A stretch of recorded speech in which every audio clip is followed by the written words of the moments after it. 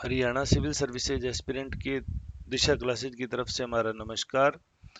24 जुलाई को 2022 को civil service का प्रीलिमिनरी एग्जाम हो गया। आज 5 अगस्त है, रात के लगभग 9 बज रहे हैं और इस बात को लगभग 9 दिन हो गए हैं। 9 दिन के बाद बार बार जो सवाल जनरेट हो रहा है कि सर रिवाइज आंसर की कितने दिन में आ जाती है, कितने दिन में आ जाती है, उसको लेके ये वीडियो है। साथ ही एक महत्वपूर्ण नोटिफिकेशन था कि 15 अगस्त 2022 को हम अपना व्हाट्सएप नंबर, मोबाइल नंबर भी जारी कर देंगे जिस पे आप बात कर सकते हैं। साथ ही साथ हमारी पूरी कोशिश है कि वेबसाइट भी उस दिन हमारी रिलीज कर दी जाए ताकि आपको स्टडी मटेरियल मिलने में किसी प्रकार की दिक्कत ना हो।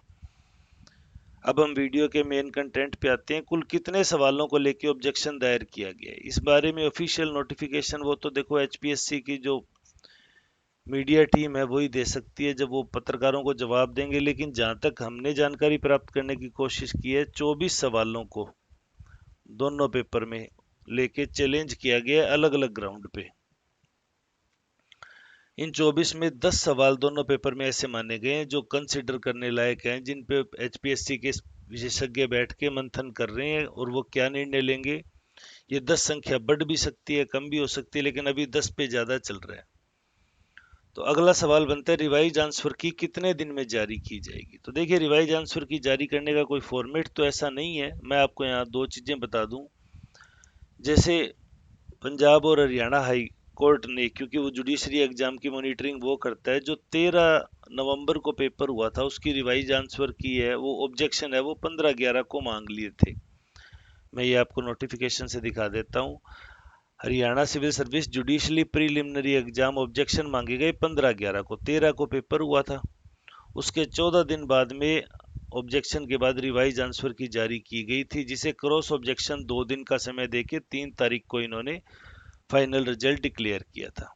तो क्या फॉर्मेट रखा था, तो इस तरह का फॉर्मेट होता है। उसमें मैं आपको यहाँ ये दिखा दूं। 13/11 को जो किया गया था, प्रोपोज्ड आंसर की along with master copy of question paper was uploaded for information of the candidate 15/11, तो हमारी भी ये कर दी गई थी अपलोड।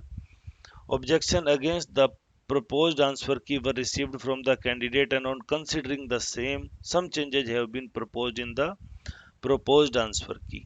कैसे किया गया, जैसे क्वेश्चन नंबर 27 था मास्टर कॉपी का, जिसका आंसर की बी दी गई थी, लेकिन जो ऑब्जेक्शन आए उसकी वजह से इसे डिलीट करके सबको बोनस मार्क्स दिया गया। अगला 28वां सवाल था, उसको ए आंसर दिया गया, लेकिन जो प्रूफ के साथ एविडेंस दिए गए उसमें ये सी हो गया। इसी तरह ये सवाल 104वें सवाल को 2 सवाल डिलीट किए गए और बाकी 5 सवालों के आंसर चेंज किए गए। लेकिन साथ ही उन्होंने कहा कि क्रॉस ऑब्जेक्शन के लिए भी उन्होंने इनविटेशन मांग ली कि अगर आप क्रॉस ऑब्जेक्शन करना चाहते हो तो इन्होंने 2 दिन का समय दिया था, उसके बाद 3 तारीख कर दी जाएगी। अब हमारा जो मेन सवाल आता है, क्या यहाँ भी इसी प्रक्रिया को दोहराया जाएगा कि पहले रिवाइज्ड आंसर की जारी होगी और रिवाइज्ड आंसर की के बाद में उसको क्रॉस ऑब्जेक्शन के लिए भी मौका दिया जाएगा। ये एचपीएससी काम कर रही है, वो माननीय उच्च न्यायालय के सुपरविजन में था, तो माननीय उच्च न्यायालय का निर्णय उसमें अंतिम होता था, तो जिसको चैलेंज कम ही किया जाता था।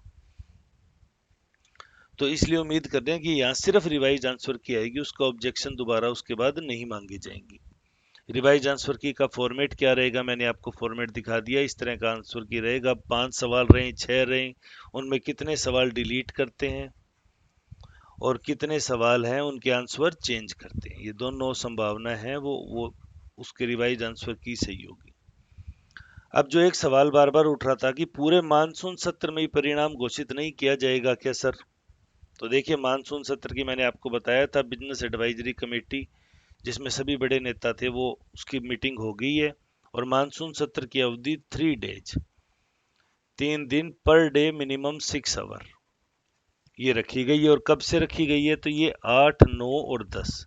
अगर कोई दिक्कत आती है तो फिर 12, 11 को रक्षाबंधन है ही और 12, 13, 14 को सेकंड सैटरडे और संडे है, तो उस दिन रिजल्ट रिवाइज जारी होने के चांस थोड़े से कम हो जाते हैं। तो यानी कि कुल मिला के परिस्थितियां जो बन रही हैं, उन परिस्थितियों के अकॉर्डिंग हम देखें तो 15 अगस्त के आसपास ही, 15, 16, 17 के आसपास जो है वो रिजल्ट डिक्लेयर कर दिया जाएगा।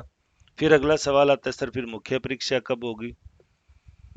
तो अक्टूबर मंथ के किसी भी महीने लास्ट वीक या सेकंड लास्ट वीक है उसमें अक्टूबर 2022 में इसकी मुख्य परीक्षा ले ली जाएगी। तो जिन लोगों के भी 60 प्लस बन रहे हैं या 58 प्लस बन रहे हैं वो राइटिंग प्रैक्टिस जरूर करें, पढ़ने के साथ साथ अपने पास जो समय है उसका 40% है वो राइटिंग स्किल्स के लिए दें।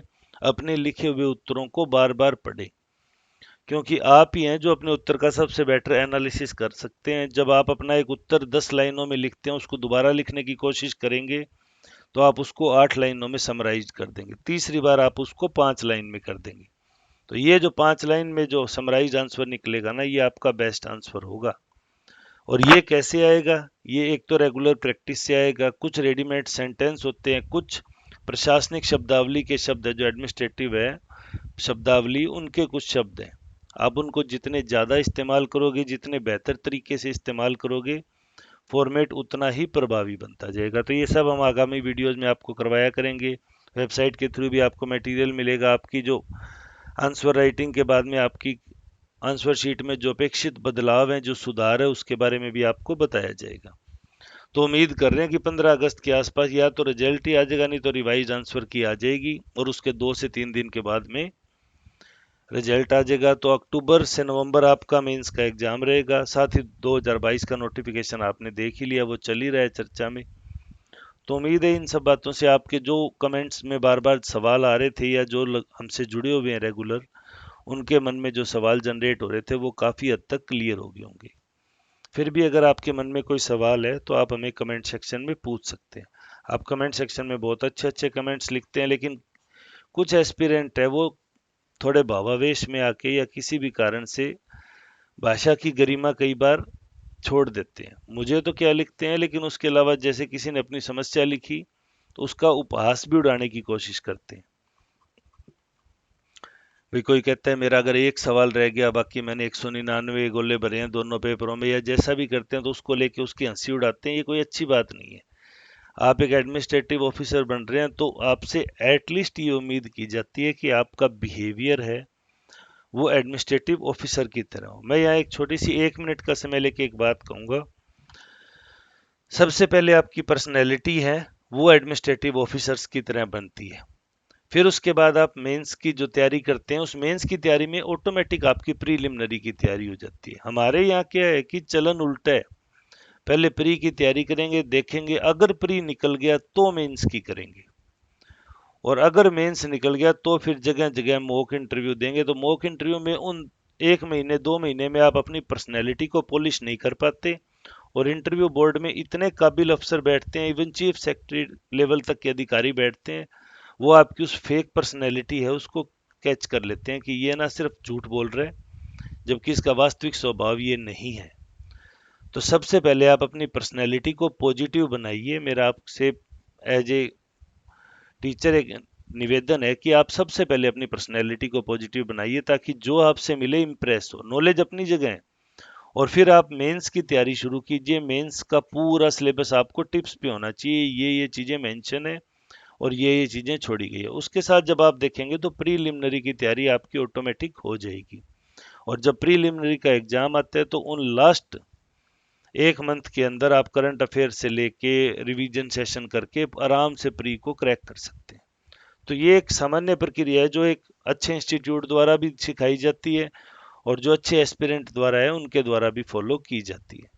तो मैं आपसे उम्मीद करूंगा कि आप कमेंट सेक्शन में मुझे कुछ लिख दीजिए। अगर आप मुझसे नाराज हैं, मुझे कोई दिक्कत नहीं उस बात को लेके, लेकिन अगर कोई स्टूडेंट अपनी प्रॉब्लम बता रहा है या कोई भावुक है इस बात को लेके, तो कोशिश कीजिए उसका उपहास आप ना उड़ाएं। ये एक अच्छी स्थिति भी नहीं मानी जाती। एक एस्पिरेंट के लिए, एक एडमिनिस्ट्रेटिव ऑफिसर के लिए इतना संवेदना शून्य होना कोई अच्छी बात नहीं है।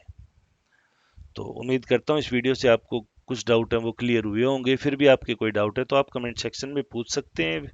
ये वीडियो आप दिशा क्लासेज पे देख रहे थे, चैनल को सब्सक्राइब जरूर करें, बेल आइकन जरूर दबाएं ताकि नोटिफिकेशन सबसे पहले आपको मिल सके। वीडियो में अंत तक जुड़े रहने के लिए धन्यवाद। आपका दिन शुभ हो।